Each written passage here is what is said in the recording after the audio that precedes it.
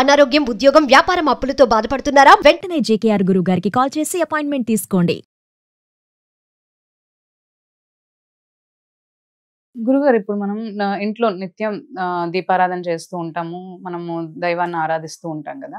అయితే మనకి ఇంట్లో ఒక పాజిటివ్ ఎనర్జీ ఉందని కదంటే, దివ్య శక్తి మనకి ఏమైనా దైవశక్తి కానీ ఇంట్లో ఉంది అని మనం గ్రహించాలి అంటే ఏమైనా సూచనలు ఉంటాయంటారా? నమో దేవ్యై మహాదేవ్యై శివాయై సతతం నమః.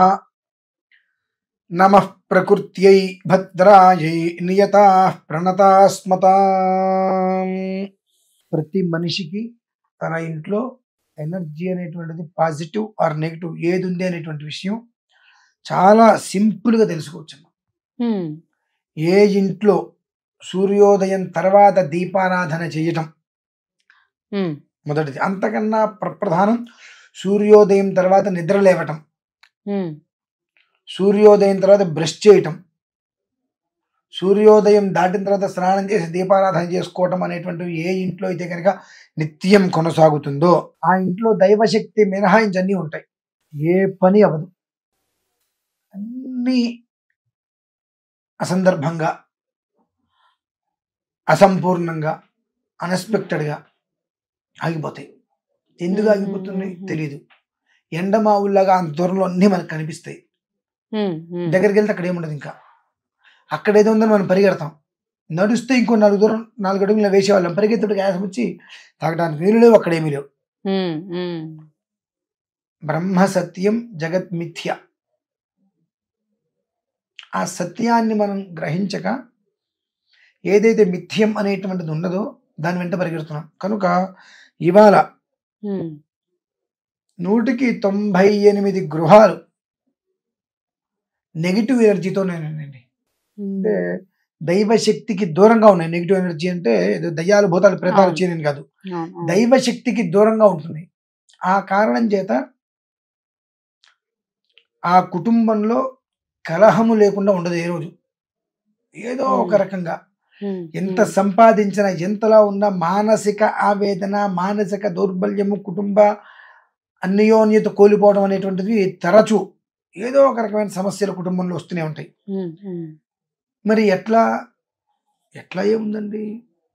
సూర్యోదయ పూర్వం నిద్రలేవండి.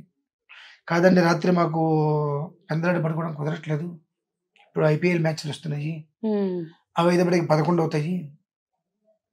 ఐపీఎల్ మ్యాచ్ చూడకపోతే నష్టమేం లేదుగా. నష్టమా? లేదు, నష్టమేం లేదుగా. 9:30 ఎన్ని పనులున్నా నువ్వు వదిలేసుకొని పడుకోగలిగితే తెల్లవారుజామున లేవగలుగుతావు. 6 లోపు నువ్వు అన్ని పనులు చేసుకోగలుగుతావు. అది కూడా ఎట్లా? తెల్లవారుజామున లేచి సూర్యోదయ పూర్వం మొహం కడుక్కొని స్నానము చేసి ఇల్లు ఊడ్చి పాద ప్రక్షాళన అంటే స్నానం చేసిన తర్వాత ఇల్లు ఊడ్చాలండి. అదేంటండి స్నానం చేసిన తర్వాత ఇల్లు ఊడటం ఏంటి? పెచ్చగా ఉందా మీకు? ఏం మాట్లాడుతున్నారు? ఓకే, పిచ్చ, తిక్క, వెర్రి, పచ్చ అన్నీ ఉన్నాయమ్మా. కాబట్టి నేను నిజాలు మాట్లాడుతున్నాను. అవన్నీ లేకుండా మీరందరూ భ్రమలో బ్రతుకుతున్నారు కాబట్టి మీకు నిజాలు ఎక్కవని అంటా నేను. చీపిరి అంటే ఎవరు? లక్ష్మీదేవి అని చెప్పి మన పెద్దవాళ్ళు అంటూ ఉంటారు. దాన్ని దాటద్దు, కాలు తగిలించద్దు, దాన్ని దాటద్దు, దాన్ని పక్కన పెట్టండి అంటూ ఉంటారు. లక్ష్మీదేవి దాన్ని దాటద్దు అన్నప్పుడు రాత్రిపూట మంచం మీద పడుకొని ఆ అపరిశుభ్రమైన వస్త్రములతో ఉదయం అది చీపిరి ముట్టుకోవడం సబబేనా? మరి లక్ష్మీ అమ్మవారిని ముట్టుకోవడం సబబేనా? లక్ష్మీ అమ్మవారు అన్నది మరి ఇల్లు ఊడ్చేది అంతే. దాన్ని దాటు, కాల్చు, తొక్కు, తన్ను ఏదైనా చేయప్పుడు ఇంకా ఉదయం స్నానం చేయకుండా రాత్రిపూట పడుకున్నటువంటి అపరిశుభ్రమైన వస్త్రాలు ఏవైతే ఉంటాయో మాలిన్య వస్త్రాలు అంటారు. అంటే రాత్రి కట్టుకున్న వస్త్రాలు వెడవకుండా ముట్టుకోకూడదు. ఆ వస్త్రాలు ఏవైతే ఉన్నాయో ఆ వస్త్రాలతోటి అలానే నువ్వు ముట్టుకుంటున్నప్పుడు ఆమె లక్ష్మీదేవి ఎందుకు అవుతుంది కదా. కాబట్టి ఆమె లక్ష్మీదేవిగా భావించినప్పుడు స్నానం చేసి శుభ్రంగా ఇల్లు ఊడ్చుకొని ఆ తర్వాత పాద ప్రక్షాళన చేసుకొని వచ్చి అప్పుడు దీపారాధన 5:30, 6 సూర్యోదయానికన్నా ముందు దీపారాధన చేసుకోగలిగితే నిత్య కళ్యాణం, పచ్చతోరణం ఆ ఇల్లు. ఎప్పుడూ కూడా ఇంట్లో ఈశ్వరుడు తిష్ట వేసి ఉంటాడు.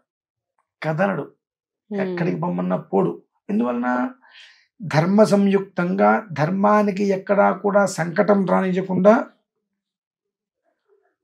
సూర్యోజ్యోతి, ఎక్కడైతే కనుక భూమి మీద సూర్యకిరణాలు ప్రసరించిన తర్వాత నువ్వు దీపారాధన చేస్తున్నావో అక్కడ అట్లా భగవంతుడు ఉండడు.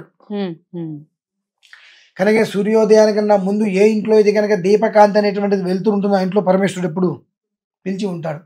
అందుకనే మన ఊర్లో దేవాలయాలు తెల్లవారుజామున 5 గంటలకే తీసేసేసి దీపారాధన చేస్తూ ఉంటారు. ఊర్లో ఉన్న తత్మ వాళ్ళందరూ 5:30-6 లోపు దీపారాధన చేయకపోయినా కనీసం ఆ ఊరికి ఆ దేవుడు కాపాడుతూ ఉంటారు. కాబట్టి ఆ దేవుడిలో అయినా ఆ దీపారాధన చేస్తే కనీసం మాత్రం గుడ్డి కన్నా మెల్లవుతాం అని చెప్పి 5:30 లోపు ప్రతి గుళ్ళలో కూడా దీపారాధన చేసేస్తారు.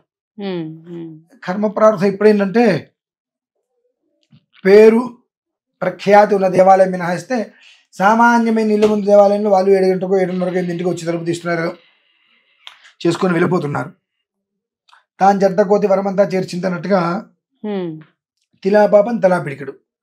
మనం చేసుకునే పాపమే కాకుండా ఆ పాపానికి కూడా మనమే బాధ్యం అవుతాం.